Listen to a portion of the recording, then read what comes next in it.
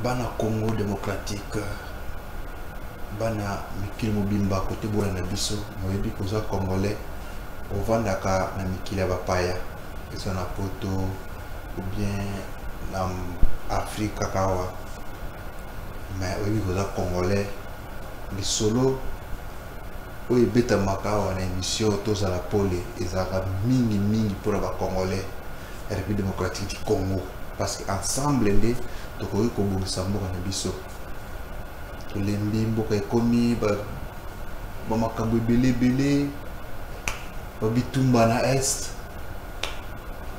nzala epai donc peuple azo se retrouver lisusu te vraiment peuple azo se retrouver lisusu te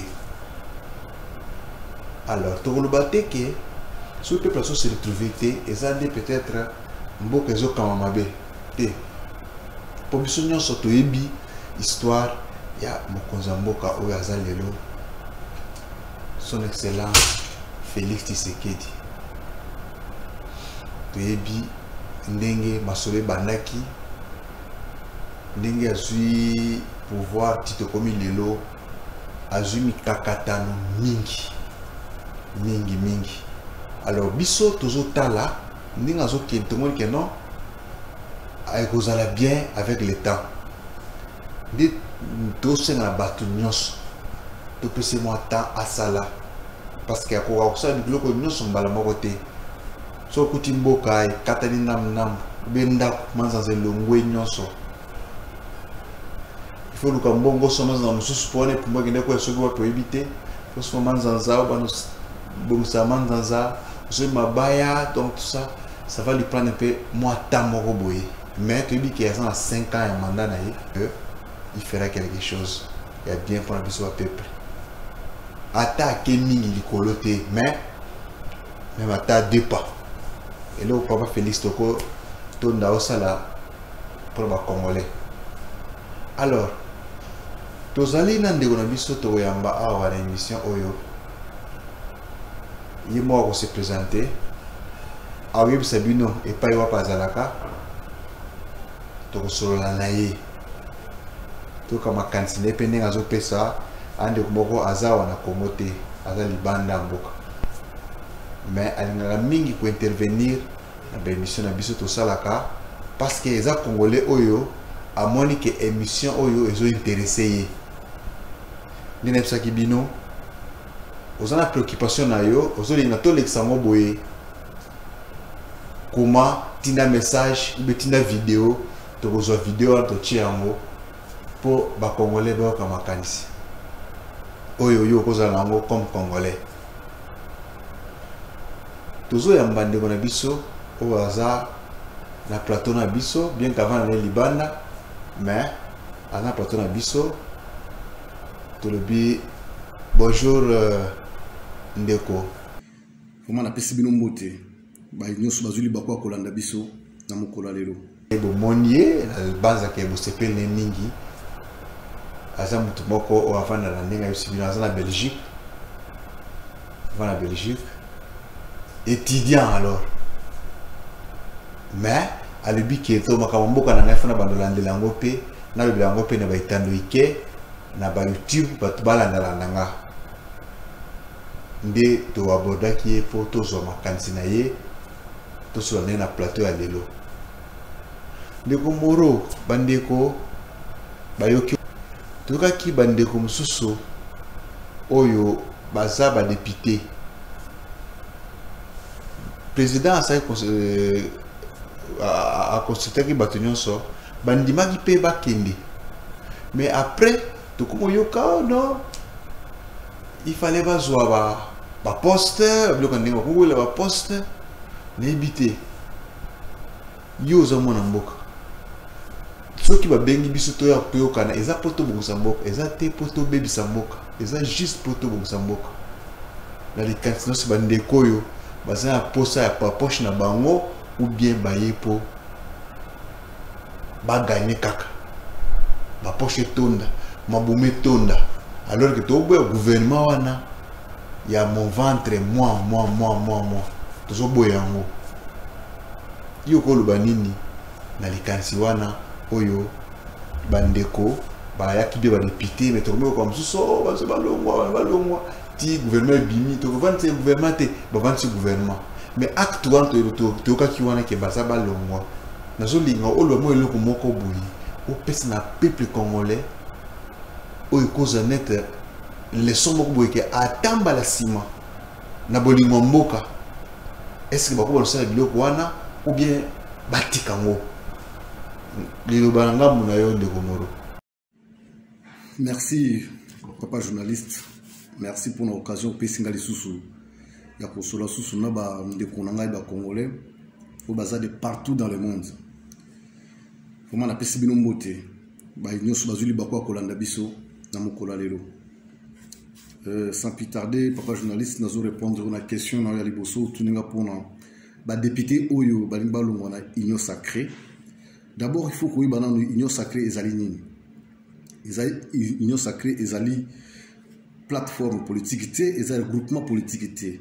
Ezali vision ya mokonzi ya mboka atali pour la kokumba mboka, pour la kotia vision na yemakati nyos tu oyo malamu zana ngo pour na kokumba mboka Congo esengeli azana batu batia loboko bato na banani union sacrée eponi mutute tout congolais aza na union sacrée même yon de ko journaliste oza na union sacrée ngana aza na union sacrée donc les congolais nous aza na bonne volonté pour na marche ya mboka na biso pour mboka na biso ekende liboso yango wana nde babengi union sacrée donc union sacrée eza tous les congolais donc toza na kati ya union sacrée.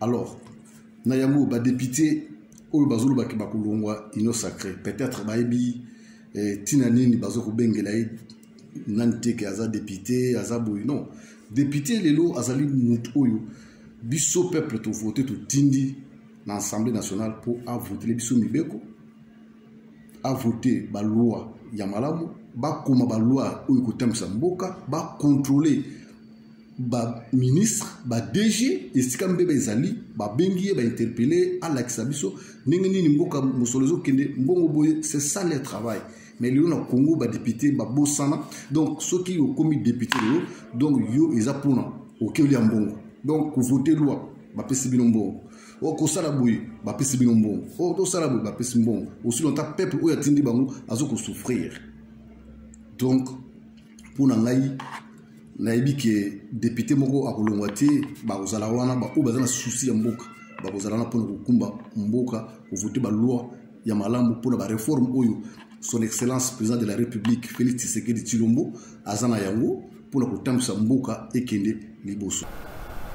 Oui, to la ninde kona biso naibi te soto pesa bata ya ndenge ngazolo ba j'espère que batu bayoki osepela maloba na ye biso tozolinga nde mboka ekende liboso tolingi te bato oyo bazwa kaka pembeni ya président mpo baba nopiki ka bambongo banini mpo vile bango za malamu toza na posa congolais nyonso azala na possibilité ya kose prendre en charge ye moko donc un congolais soki azwi mosala wana ekosunga ye mpo ndeko alobi yango okolandi ye ndenge azoloba comportement auto monaki peut-être c'est pas qui na ngote et tout ça ko kayoka bongo to donc pesa ki tsusu batu pasi to comme ko résoudre ba ndenge moko boye mais comment to ko za mboka ka weza mikakatala mais merci quand même ba vansi gouvernement au gouvernement bino tourna bino ndenge ndeko lobi bosala musala na ndenge ke batu nyoso bayaki mabe pemene bino bazo a raison te baza toujours na tort surtout ça qui bombe to comme yawate elo ngana ko senga bino pe ngwana elo biso na ngai na ndeko moroni to na plateau to senga bino elo boko sala ya ngwana faire preuve de ce que vous connaissez faire preuve du bon travail avoir une manière de travailler une manière collective pour que mboka na biso démarrer to lingi susté batu wa bana basala ki bo ba loba ki boy bio quand to lingi mo susté. Alors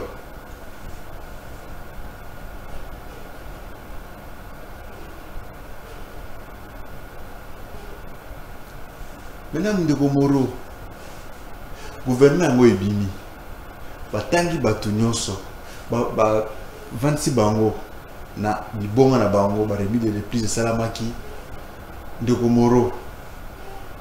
Est-ce que peuple congolais à cause de la ligne na gouvernement oyo peuple congolais oyo alinga kolia peuple congolais oyo alinga kolata peuple congolais alinga na vie bien, est-ce que nous pouvons attendre likambo bien na gouvernement oyo na ndenge yozo monelango na bato batangi bakomo na kati parce que lelo tozolo baboye parce que ba ministère na bango ba ni kusala musala poto boy makamba ke non bakangi mo kuna non ba convoquer ayiba kimbongo boy biloko nde tozolinga te siko yo ko pesa likansi tala na no gouvernement est-ce que yo za sir nango que lelo congolais ko beta tolo que gouvernement oza malam gouvernement où il y a Sikayoto Bima, il y a son excellence premier ministre Sama Lokombi. Mais yomo monaki mokolo ya lundi, ba député sur 412 députés bazaki na kata salle, il y a 410 députés ba votaki. C'est-à-dire gouvernement na vraiment bisonyo sur tout peuple congolais, to tché elika na kati. Donc to pesi bango confiance. To pesi bango confiance pour to ebike na kati na bango on a confiance ba vraiment batomaye les bazali équipe ya seke koti batomaye les bazali ou vraiment toujours pesa confiance et bango pe bazana la conscience que tant ba nommé ministre eza pour na conseil la mboka eza pour na famille na été autrefois rappelle-toi na première émission tout ça la kanga na yo mais ça ka yo kino ni kambuza ka wana eza conscience alors le ko la bango ba koti bazala ba homme d'état bayiba que tant toza awa mboka eza par terre et sengeli tout travailler makasi pour na kotombola ekolo na biso que chaque ministre vraiment a ça la cahier de charge naïe a ça la programme naïe ba exécuter programme gouvernement vraiment ba exécuter programme oyo vision oyo président de la République azana yango pour na kotombola mboka vraiment personnellement je le fais confiance parce que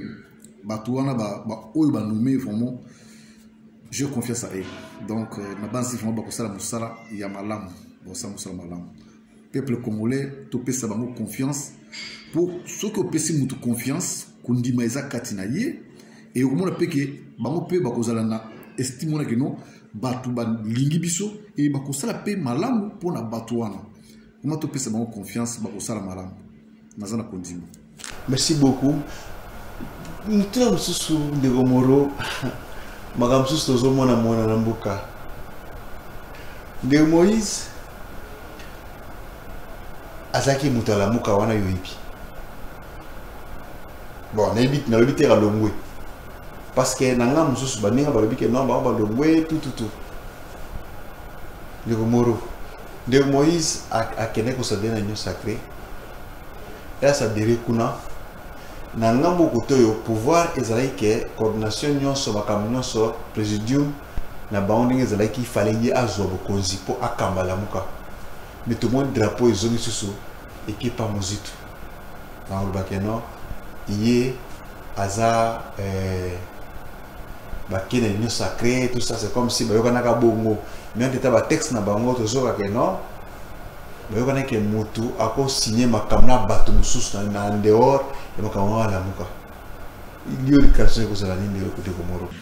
Je ne suis pas mieux placé pour expliquer mais quand même avec na makambo ba vision autour monde quand même nous sommes désolés cas na muka ils ont 4 leaders mais les lob bakabwani et communauté des camps quand il y a Jean-Pierre Bemba Moïse Katumbi quand il y a Fayulu na Muzito alors déjà entre bango bazo kanate bon bakotala na bani na bango ba charte na bango ba règlement na bango et lobini pour na makamus o bango bazo ko wela wana alors ba o ba souhaiter ko kota na union sacrée ils ont fait leur choix ba o pe ba dimi ko tika libanda et ça choix na bango parce qu'il y a pas aucun pays lelo bazaka na pouvoir sans opposition ndeko Moïse Katumbi na ndeko Jean-Pierre Bemba bango ba kota na union sacrée ils ont le pouvoir et ndeko Maté Fayulu ndeko Muzito bango batikali na opposition oui c'est ça mais to aussi na ba o batikali na opposition pas ça la opposition républicaine ndeko Moïse Katumbi abanda ko lobango c'est-à-dire Vous arrêtez que vous freinez kaka, au bazar pouvoir basser et l'autre côté. Non, le contraire, il faut proposer ma quantité. Parce que le peuple qui souffre, les peuple congolais nyonso, na ya Lamuka, na ya Union Sacrée, na ya FCC, c'est tout le monde qui souffre.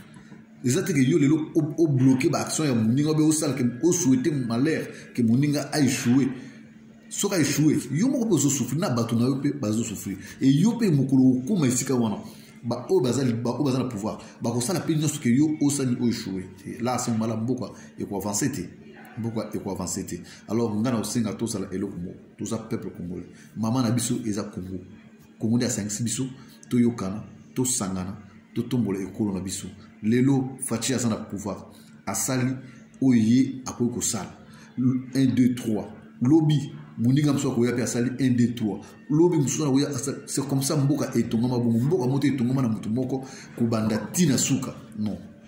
Bon, c'est ça que moi je peux dire pour la Mouka.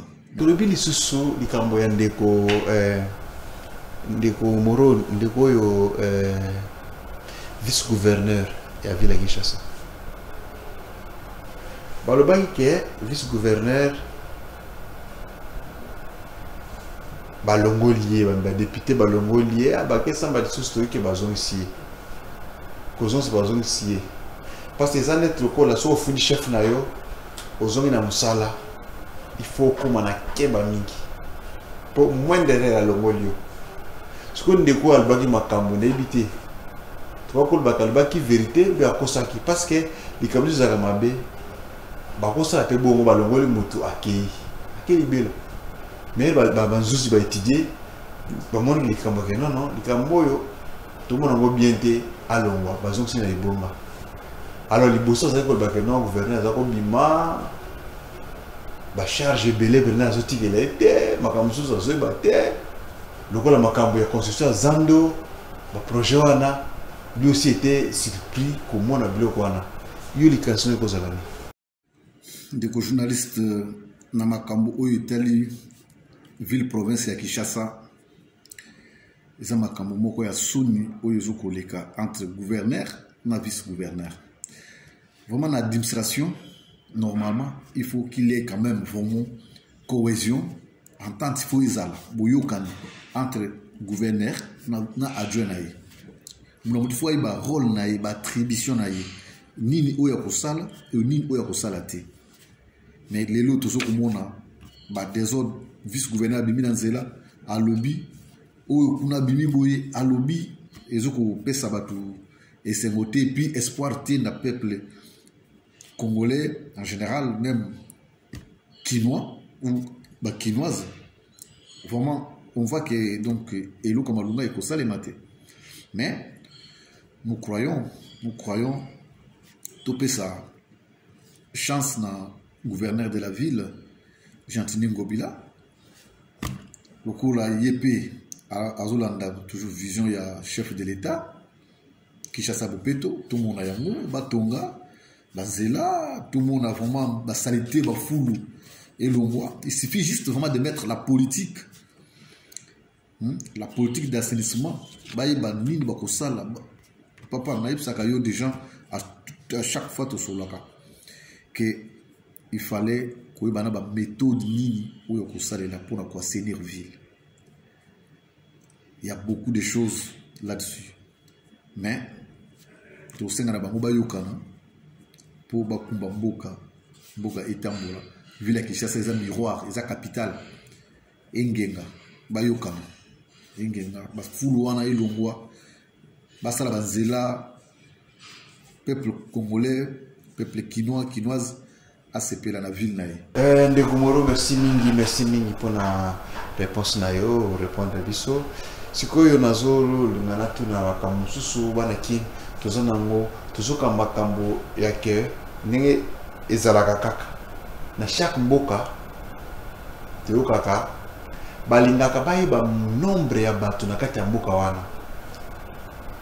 Par exemple, nous avons Kinawa, tu vois qu'il y a Kin et na bato autant.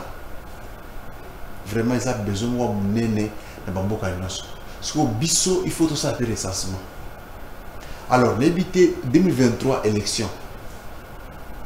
Est-ce que, selon vous, tu penses que tu as ça recensement avant 2023 tout ça parce que tu as l'étendue République Nabiso examen nene makasi RDC autozo bo Nabiso examen nene makasi. Est-ce que tu as dit que bako ça recensement na théorical d'ici 2023 donc tout soit une année et demie basi ça recensement pour que tu aies l'élection na ba fichier mususu ou bien to tika to zela to sala kaka makamo ya kalao nanga salaki oyo ba mususu balekaki lekinga nango déjà to zela bongo ou bien to continuer moro personne les candidats yo pe bana kini bayoka soki to kozo idée nini comment ça yeba. Recensement est très capital. Recensement est très capital. Mboka nyonso vraiment et sengeli boyeba boza combien nombre ya bato o bazana mboka. So muta kufi bobi ke muta kufi. Mwana bote bebe ke mwana abotami. Mais biso le no Congo to comme normal. Congo c'est le seul pays au monde bazana carte d'identité. Mais les Congolais nous trouvons ça normal. Biso tout le monde normal, bazana carte d'identité, carte d'électeur aujourd'hui, l'ono gumbi yango boaki, tout ça. Non. Président Aloba qui a mon discours naïe tellement ayambaki ba député, je pense c'est ça qui Mokola samedi, je pense. Ouais, samedi, ayambaki ba moi FC ba non. Recensement il faut salement. Mais recensement est handicapé mais élection té. Recensement est salement. Basu ba ka d'identité na bango et puis élection est kozala na 2023 yé moko Aloba qui a mon président. Donc batubazo ba sous prétexte que non le recensement sur les élection est kozala té non. Congolais ou ya solo ou ya zana boanya ayebi kita ya mboka a ko favoriser recensement pour ou ya yebi tine recensement il faut aiba le lobo comment auto 100 millions 80 millions d'habitants et bonabo qui peut donner le nombre exact il y a peuple congolais na kata sol congolais ils ala libanda ils ala ba obazana mboka personne on estime tous alors ça ne peut pas se faire donc moi j'appuie vraiment l'idée il y a recensement avant 2023, il faut le recensement et salement. Mais élection 2023 est causal. Voilà, donc c'est ça je peux te dire. Il faut que moi na botani, tu veux moi na botani. Mouta kufi ou non mouta kufi. Mouta bimi ban ou mouta bimi ban. C'est peut-être nga naza awa, naza na libanda mboka. Na mboka où il y a Belgique, peut-être na Congo. Donc, bah éviter que les ana compatriotes ne sont moko aza libanda mboka. Ça c'est quel pays? Ça n'existe pas. Ça n'existe pas. Donc tout ça, ça doit prendre fin. Donc donnons l'occasion au chef de l'État, Ndenga Lobby, ça le recensement, et le recensement est au Leka, na Kinyanyo surtout, donc dans une carte d'identité, et après le reste, ça continue. C'est comme ça. Après, beaucoup de monde a dit oui, il avait raison. Bon, tout ce qui est le Gonangaï, il y a un parti politique, Moko, tout ça, dans Katiamboka. Parti politique quoi na kombo na mona koyoka bazo abreja mo C et A ozo la gisa Congo en avant et ndeko na biso Médard Kankolongo na sepela ka organa bango moko ezaka kuna balobaka Congo en avant babeti Congo na motema Congo en avant Congo na motema Congo en avant Congo na motema. On a sorgan au Israël, parti politique Congo en avant. Ndegomoro ezali parti Ndegonabiso Médard Kankolongo. Parti wana ezoué na vitesse moko boye.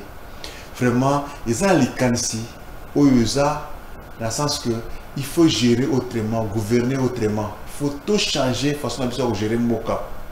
Sur l'idéologie à partir wana vraiment exactement Congo na motema. Congo en avant, Congo na motema. So yo liga Congo yo mdo talanga. Esika yo vandi. E nga na zoloba Congo en avant, yo répondre nga Congo na motema. Congo en avant, Congo en avant, Congo en avant, Congo na motema, Congo na motema, Congo na motema. Wana slogan il y a parti politique Congo en avant. Moutouaza, autorité, président Nango Yambo Ezali Medar Kankolongo. Awa biso na tieni biloko emati. Biloko nyonso ezali ba prix mike ekomi très cher. Vie ekomi cher à Kinshasa actuellement. Nde tozolinga papa Félix asalaka makasi akolonga likambo oyo. Mais pour le moment tozo kemba mabe. Moro babiloko zaki ayo mo webi ozaki na homme webi ndenge makambo zako lekala homme. Mais emati okoloba nini pona eshow yo na marché ba mère bazo ko société muza okenda wenze na $10 amona musularte siko wazo wa $10 te azaka ba 5000 ba 6000 ba 7000 alambela kaka nango wana vili ni yakoza nango wana kufi na ye akufi parce que mutu wa misa wa $10 monique non ça tient plus et vous abol pour mutu le aka 2000 na mokolo et vous abol pour mutu le aka 3000 na mokolo. Papa, personne ne me cancine so conseil no pesa pe bana ko balanda ba konzamboka bazolanda biso pe l'émission oyo ba ko koluka moyen ba changer biloko emati makasi pour ba biloko emati talo mingi c'est normal biloko fo emata talo mboka evandi vraiment ngonga ebele gouvernement ezate ba ministre o bazaki wana babano sa super musala te na ndenge esengela kité maintenant muna muto bano sa makamwa ndenge na ye y avait du désordre c'est normal vraiment que babiloko e matabongo mais na kosenga na peuple congolais baza bitema okita gouvernement ya union sacré ya ngona ekoti lobby na lelo ba remise reprise ezo salema alors déjà musala e bandi donc tout komona total dans 2 mois il y aura un changement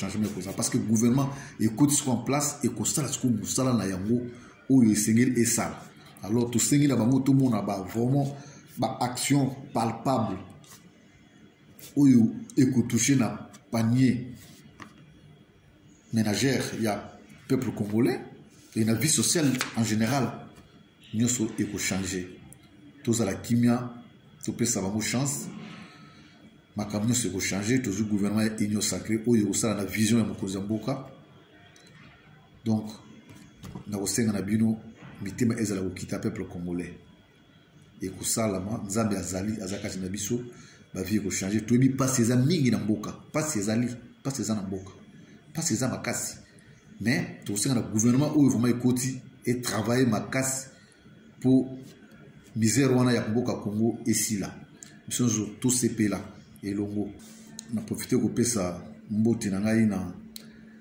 président ya Congo en avant Medar Kankolongo ou ya parti politique na yo nzamba batela ye na profité pe ko pesa mboti kaka na occasion na ba konzi ya parti na ngai IDPS Tshisekedi na président AI Jean-Marc Kabund na secrétaire général Augustin Kabouya puis na ba combattante nyonso pe ba camarade na ngai nyonso tout na libota mobimba fuma nzamba pambola bino tozala singa mokonza mboka to ilikia nzamba kosala Congo ekobonga tucha mokonza mboka maboko merci vraiment merci beaucoup tu ambela ki bino ndeko na biso Moro Nyate to suki awa ndeko Moro ezala mbala suka te nebi ke ba émission yaka nango kaka sans préoccupation pour na mboka benga biso ka ndenge salaki